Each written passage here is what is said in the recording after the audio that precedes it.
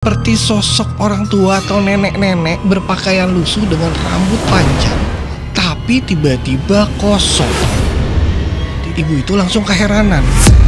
Lalu ibu itu memastikan rumah nomor 39 ya deknya berdiri di belakang sofa yang dia duduk. Ternyata mereka berdua mengalami mimpi yang sama, didatangi oleh nenek-nenek seram. Assalamualaikum warahmatullahi wabarakatuh. Selamat datang di Cerita Mata, berbagi cerita dari yang terlihat mata. Disclaimer, saya bukan cenayang, bukan paranormal atau yang sejenisnya. Saya hanya kebetulan saja terkadang bisa melihat mereka. Cerita mata kali ini adalah cerita mata kamu. Cerita ini dikirimkan oleh Mbak Dea. Mbak Dea ini baru menikah di tahun 2015 lalu. Ketika dia baru menikah, Mbak Dea dan suaminya mengontrak di salah satu kota di Kepulauan Riau. Untuk mudahnya, izin saya panggil nama aja ya Mbak ya. Dan banyak sekali cerita-cerita menyeramkan di sini yang dialami oleh Mbak Dea dan suaminya di rumah baru mereka. Penasaran dengan ceritanya? Berangkat. Jadi setelah menikah, Dea dan suami mengontrak di salah satu perumahan yang agak jauh dari kota, agar dekatlah dengan kantor suaminya. Dia sendiri karena ikut merantau jadi posisinya tidak bekerja. Lalu di saat suaminya bekerja, dia lanjut membereskan rumah kontrakannya nih. Suami Dea sendiri sering sekali pulang malam karena tentunya banyak pekerjaan ya di kantor. Baru beberapa hari tinggal di sana, pada suatu siang Dea tiba-tiba mencium bau busuk dari dalam rumahnya. Dia cari di mana-mana arah bau busuk ini, tapi nggak ketemu sama sekali. Bau busuknya pun aneh, hilang dan pergi. Lalu dia berpikir, mungkin ini ada bangkai tikus atau kucing kali ya di atas plafon rumah. Nanti aja deh kalau suaminya udah pulang bekerja, dia baru mau minta tolong untuk naik ke atas plafon atau genteng rumah. Lalu setelah maghrib, bau busuk itu datang lagi. Dia kembali mencari-cari di sekitaran rumah, tapi tetap tidak menemukan asal bau tersebut. Ya udahlah ya, dia akhirnya lanjut aja masak makan malam di dapur. Dan kebetulan posisi dapur dia ini tepat berseberangan dengan kamar mandi. Dan ketika dia masak, tiba-tiba dia melihat ada bayangan hitam dan seperti sosok orang tua atau nenek-nenek berpakaian lusuh dengan rambut panjang, tapi sangat kusut dan berantakan, yang posisinya sedang membelakangi Dea. Karena saat itu terlihat pintu kamar mandi terbuka sedikit dan lampunya dimatikan. Saat itu Dea kaget dan buru-buru langsung membuka pintu kamar mandi, tapi tiba-tiba kosong. Tidak ada apa-apa. Padahal dia yakin betul tadi melihat ada sosok nenek-nenek. Sentak Dea langsung mematikan kompor dan berlari ke warung makan kecil yang berada di depan perumahannya. Dengan jantung yang berdetak kencang, dia langsung pura-pura mau membeli makanan atau lauk lah, sambil menelpon suaminya, menanya kapan suaminya akan pulang. Dia menceritakan apa yang dia lihat tadi. Lalu suaminya menanggapi dengan tenang dan sedikit bercanda. Itu halusinasi kamu aja kali, kata suami Dea. Lalu sekitar pukul 7:30 malam akhirnya suami Dea datang dan menjemput Dea di warung nasi tersebut. Sampai rumah dia masih ketakutan, tapi suaminya mencoba untuk menenangkan. Keesokan paginya dia sengaja mau belanja ke tukang sayur sekitar rumahnya dan mau sambil lihat-lihat lah suasana di perumahan itu seperti apa. Waktu dia baru jalan beberapa rumah, bertemulah dia dengan seorang ibu parubaya yang memperhatikan Dea. Lalu dia senyum, mengangguk seakan mengatakan bahwa permisi ibu. Ibu itu langsung bertanya, Mbak orang baru ya di sini? Iya bu, saya baru ngontrak di rumah sana, sambil nunjuk arah rumah Dea. ibu itu langsung keheranan. Lalu ibu itu memastikan, rumah nomor 39 ya dek, udah berapa lama di sana? Amankah? Dia langsung kaget.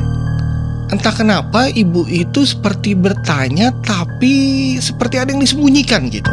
Gak mau lama-lama, dia langsung mengalihkan pembicaraan, lalu dia permisi dan pergi.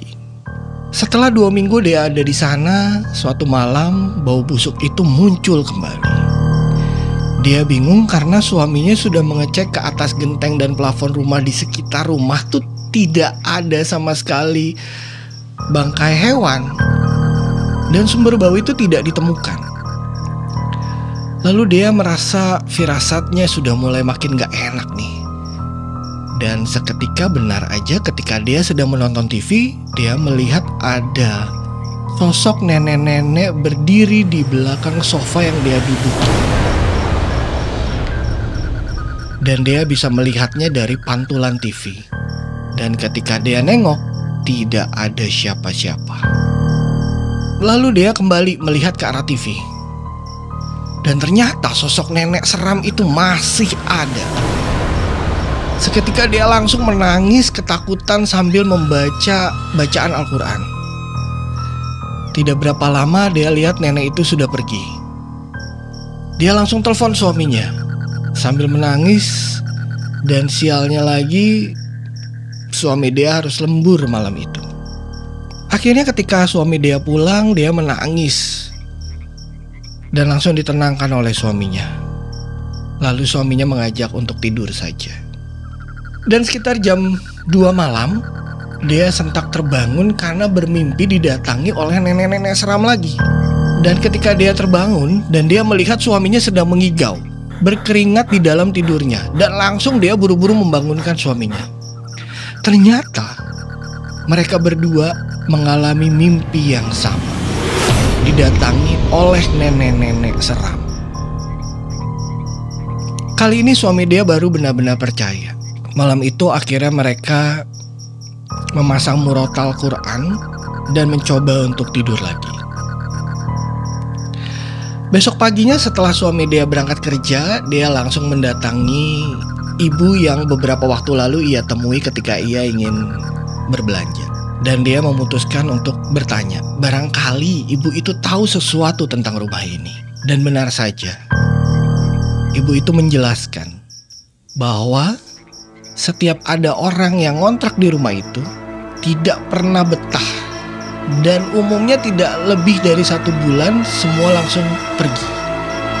Ternyata menurut ibu ini, rumah itu adalah rumah yang dimiliki dulunya oleh seorang ibu yang dijadikan tumbal pesugihan oleh anaknya sendiri. Ibu itu memang sudah lanjut usia dan tinggal sendiri karena anaknya sering keluar kota bersama istrinya. Sampai suatu hari terciumlah bau busuk dari rumah itu katanya. Lalu warga sekitar akhirnya mendobrak dan menemukan ibu lanjut usia ini atau nenek-nenek seram ini sudah meninggal sendirian. Dan memang warga sekitar sudah tidak pernah melihat anak dan istrinya lagi. Awalnya warga mengira kematian nenek ini alami saja. Dan sayangnya nomor anaknya tidak dapat dihubungi. Akhirnya pengurus RT setempat memutuskan untuk menguburkan jenazah nenek ini di kuburan terdekat. Tepat seminggu setelah kematian nenek itu, tiba-tiba anaknya datang. Dan ketika disampaikan oleh warga bahwa ibunya meninggal, anehnya reaksi anak ini tenang saja dan hanya bertanya, di mana kuburnya? Setelah itu mereka beres-beres dan pergi. Sebulan kemudian akhirnya rumah ini mulai dikontrakkan. Dan sejak itu setiap ada orang yang mengontrak di rumahnya selalu diganggu oleh arwah nenek-nenek. Dan tidak pernah lama, maksimal 1 bulan, mereka semua pergi. Sampai akhirnya warga menanyakan ke salah satu orang pintar di sana, ada apa sih sebenarnya? Dan diketahuilah cerita ini bahwa anaknya memang melakukan ritual pesugihan yang harus menumbalkan ibunya sendiri. Akhirnya Dea yang sudah mengetahui cerita ini memutuskan juga untuk pindah daripada harus berlama-lama diteror oleh nenek-nenek seram ini. Setelah setahun dia pindah dan tiba-tiba bertemu lagi dengan ibu tetangga di minimarket.